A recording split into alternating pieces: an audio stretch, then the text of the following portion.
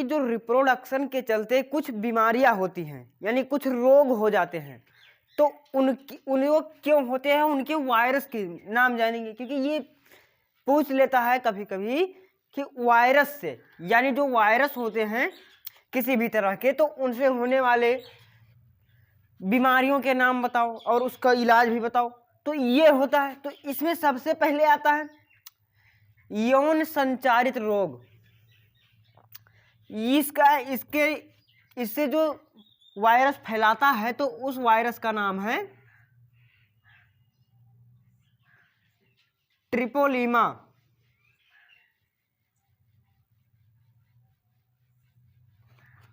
Pallidum.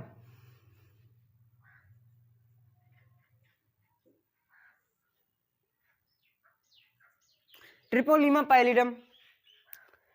तो ये इस ट्रिपोलीमा पैलिडम नामक वायरस से फैलता है। तो ये होता है, इसके कुछ लक्षण भी आ जाते हैं। ये जब होता है तब जो जनन अंग होते हैं, यानी जननांगों के बाह्य जननांगों पर ये एक वृत्ताकार का, यानी कुछ इस तरह का बैगनी सा धब्बा बनने लगता है। एक बैगनी सा धब्बा बनने लगता है और ये 2 से 6 सप्ताह में, यानी हफ्तों में, 2 से 6 हफ्तों में ठीक भी हो जाता है। लेकिन फिर कुछ हफ्तों के बाद में यह फिर निकलता है और जो ओंठ होते हैं, त्वचा होती है, तो वहां से रुधिर का स्राव होने लगता है, यानी ब्लड निकलने लगता है और फटने लगता है। जो होंठ होते हैं और त्वचा होती है, तो उनमें चिड़चिड़ापन आ जाता है, जिसके कारण ब्लड लॉस होने लगता है और इसके चलते बांझापन भी हो सकता है, लकवा मार जाता है। तो ये होता है। तो जो इसको रोकने के लिए भी, यानी इसका ट्रीटमेंट, इलाज, तो इसके ट्रीटमेंट के लिए जिसको होता है, यानी जो इस वायरस से पीड़ित होता है, संक्रमित होता है, इन्फेक्टेड होता है, तो उसे हमेशा धूप में रहना चाहिए, यानी धूप में रहे।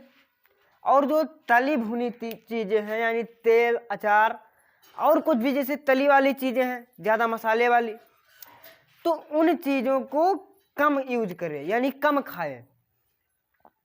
और वह संभोग से दूर रहें, यानी संभोग की अवस्था में न जाए, संभोग ना करे। और जो वो अपने कपड़े पहनता है, यानी जो उसका एक कपड़ा भी होगा ना, हम लोगों का भी एक कपड़ा होता है, तो उनका भी एक कपड़ा होगा ना, तो वो उन कपड़ों को सुरक्षित रखे, दूसरों से दूरी रखे, ताकि दूसरे कोई उस कपड़े को ना तो छू सके ना ही पहन सके। तो इस तरह इसे रोका जा सकता है, यौन संचारित रोग। जिन बच्चों को समझ में ना आया हो कमेंट कर दें, और जो नया हो चैनल को सब्सक्राइब कर दे और वीडियो को लाइक कर दे जल्द से जल्द। तो ये हो गया सेक्सुअली ट्रांसमिटेड डिसीज। अब दूसरे नंबर पे आता है, इसमें आपको कुछ यानी 4 हैं, जो आपको चार तरह की बीमारी है, 4 तरह के डिसीज हैं, तो उसके वायरस का भी नाम आपको बताना है और इसका ट्रीटमेंट भी। तो ट्रीटमेंट इसका कैसे किया जाता है, तो एड्स है। अब आता है एड्स, इसका नाम तो सभी जानते होंगे, एड्स यानी acquired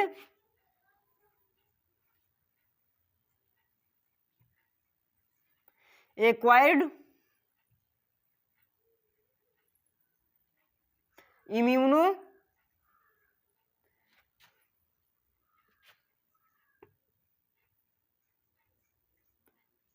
syndrome, acquired immuno deficiency syndrome.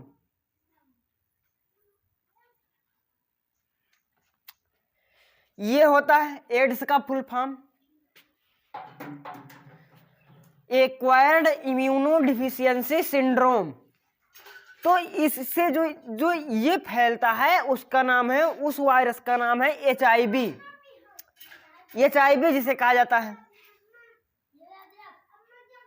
HIV, यानी ह्यूमन इम्यूनो वायरस।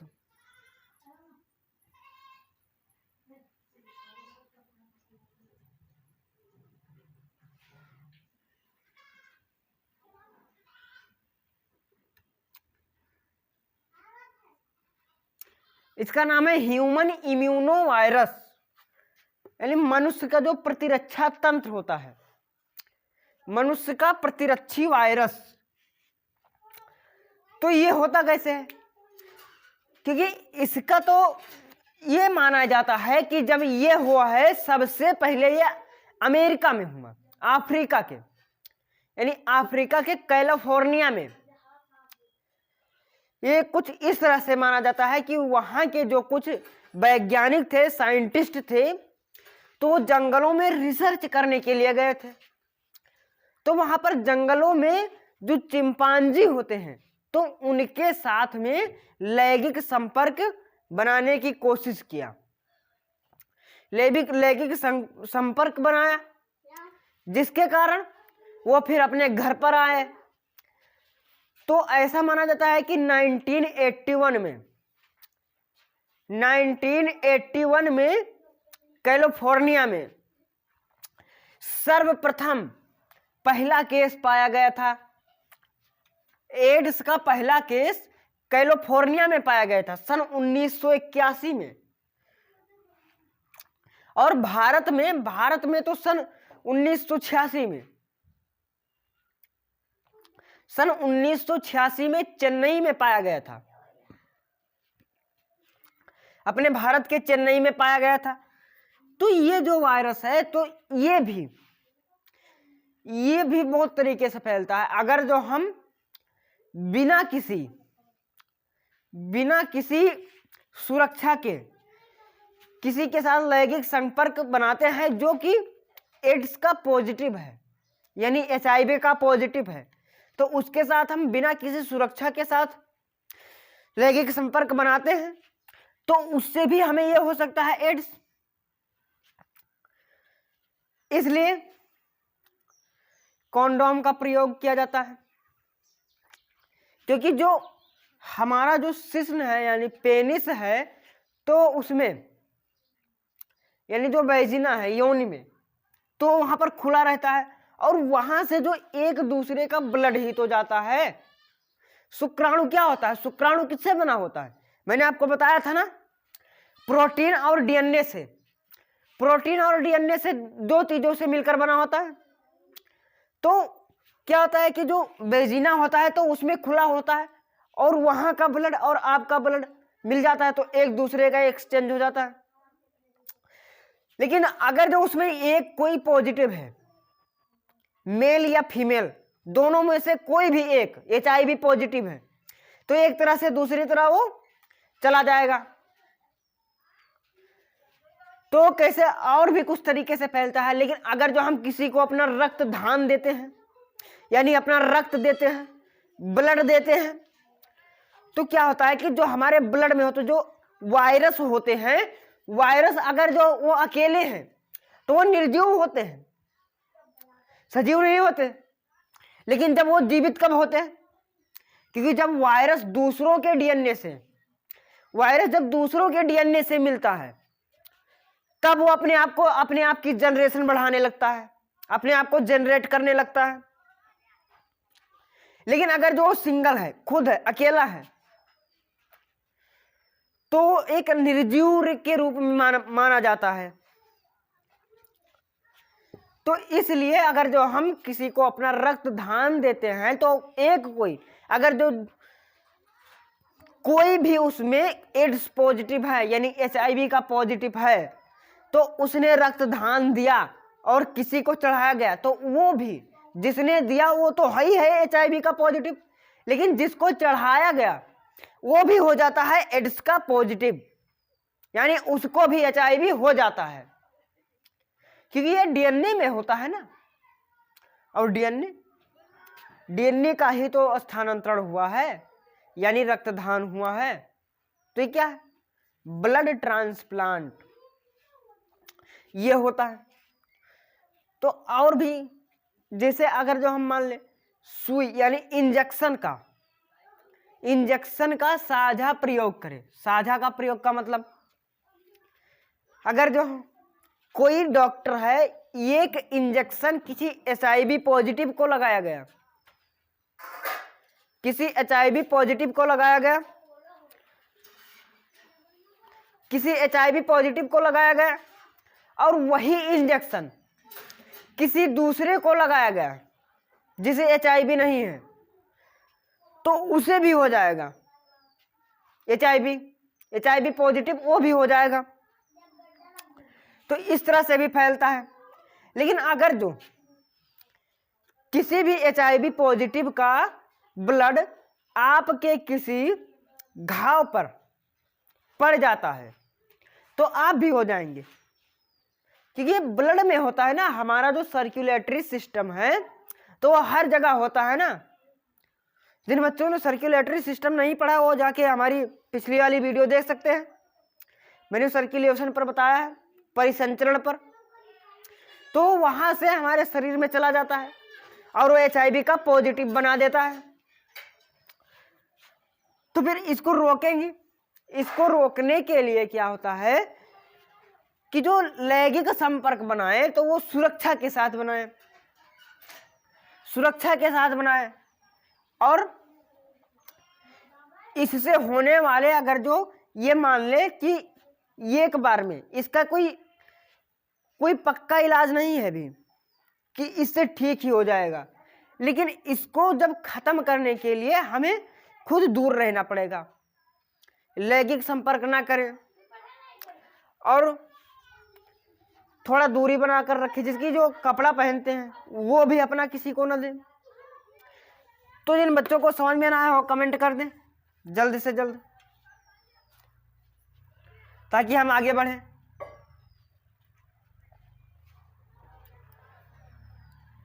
और यहाँ पर इसको रोकने के लिए आप किसी से दूरी बनाकर रख सकते हैं, अपने कपड़े दूर रख सकते हैं, हमेशा आप खुले में रहें। तो जिन बच्चों को समझ में ना आ रहा हो कमेंट कर दें जल्द से जल्द। अब फिर बात आती है सुजाक की।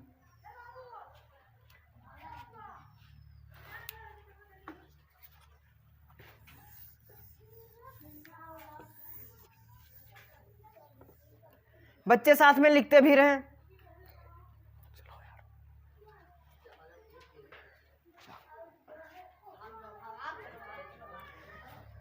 तो बच्चे साथ में लिखते भी रहें। अब बात आती है सुजाक की।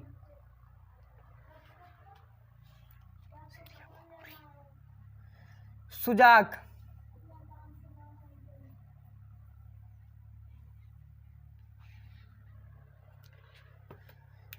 तो ये जो होता है सुजाक, ये होता है नीसेरिया गोनोरी के नाम पर। इसका जो वायरस है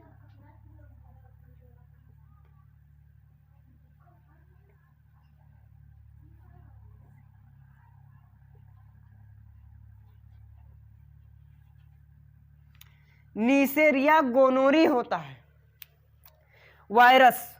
और जब ये होता है तब मेल और फीमेल में हो जाता है।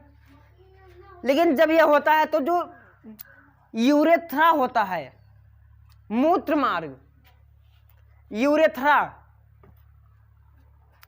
तो वहां पर मूत्र के दौरान यानी मूत्र त्याग के दौरान बहुत ज्यादा जलन होने लगती है।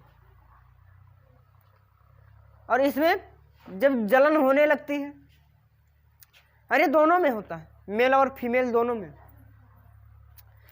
तो वहां पर एक जलन होने लगती है, जिसके कारण तो इसको रोकने के लिए क्या करते हैं कि ये वायरस भी एक तरह से बहुत ही खतरनाक हो जाते हैं। इसमें भी लैंगिक संपर्क के द्वारा भी बढ़ जाता है। ये पहले पेनिस में होता है, फिर स्खलनीय नलिका से, उसके बाद में जब ज़्यादा टाइम हो जाएगा तो ये प्रोस्टेट ग्रंथि तक पहुंच जाएंगे। प्रोस्टेट ग्रंथि से फिर शुक्राशय तक, तो ये वहां पर भी जा सकते हैं। उसके बाद में जब ये वहां तक पहुंच जाएंगे तो इनका इलाज बहुत ही कठिन हो जाता है।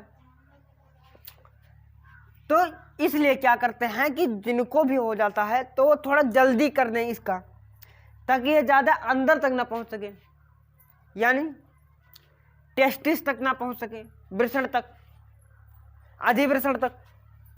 तो ये ज़्यादा खतरनाक हो जाते हैं वहां पर पहुंचने के लिए। तो इनको भी क्या करते हैं कि लैंगिक संपर्क से दूर रखा जाता है। फीमेल में तो इसका कोई असर ज़्यादा नहीं होगा, लेकिन वो एक खुद नीसेरिया गोनोरी का वाहक बन जाएगी, क्योंकि फीमेल में तो इसका ज़्यादा असर नहीं होगा, लेकिन वो खुद एक वाहक बन जाएगी, यानी उसको एक जगह से दूसरी जगह तक पहुंचाने के लिए बन जाएगी। तो इसको रोकने के लिए कुछ औषधियां भी दी जाती हैं, पेनिसिलिन और कुछ औषधियां भी साथ में दी जाती हैं। तो इनको क्या कहते हैं कि ये थोड़ा अलग रहे, यानी धूप में रहें, लैंगिक संपर्क से दूर रहें। अब फिर बात आती है जनन अंगों पर मस्से। तो जो जनन अंगों पर मस्से, यानी जिन बच्चों को समझ में ना आया हो वो कमेंट कर दें, और जो नए हो वीडियो को लाइक कर दें, चैनल को सब्सक्राइब भी कर दें। जनन अंगों पर मस्से,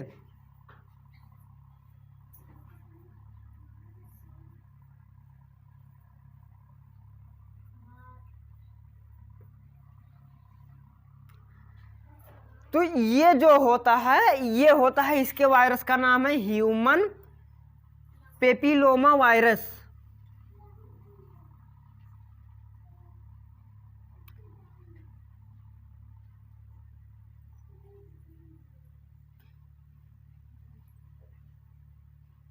ह्यूमन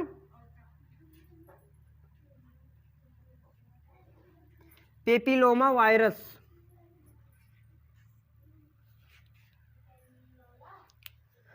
तो ये क्या होता है कि ये जनन अंगों में मस्से पड़ने लगते हैं।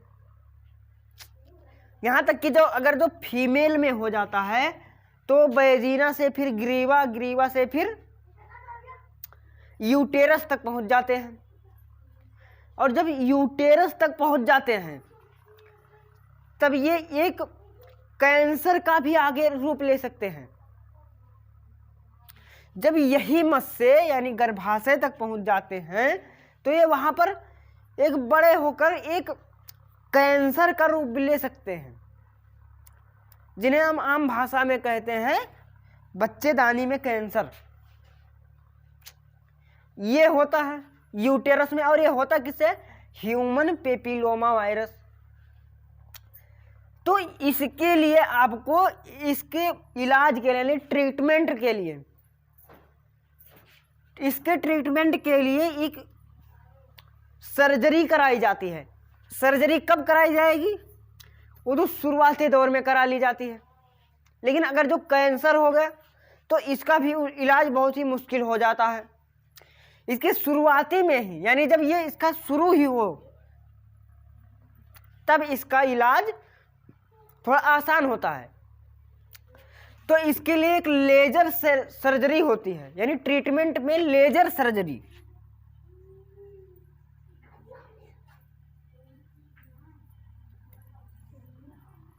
लेजर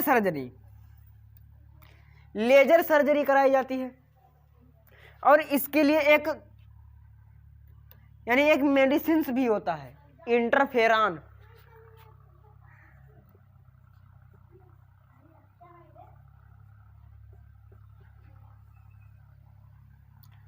ये होता है इसका इलाज। जिन बच्चों को समझ में ना आया हो कमेंट कर दे। और हाँ, एक एड्स का जो है, तो एड्स का एक डे भी मनाया जाता है, यानी राष्ट्रीय नेशनल एड्स डे। वो होता है 1 दिसंबर। 1 दिसंबर को एड्स डे बनाया जाता है। जिन बच्चों को नहीं मालूम था, जिन बच्चों ने नहीं, जो बच्चे नए हैं वो जल्दी से कमेंट कर दें, और जिन्हें नहीं समझ में आ रहा वो भी कमेंट कर दे, और जो नए हैं वो वीडियो को लाइक कर दे और चैनल को सब्सक्राइब कर दें। जय हिंद।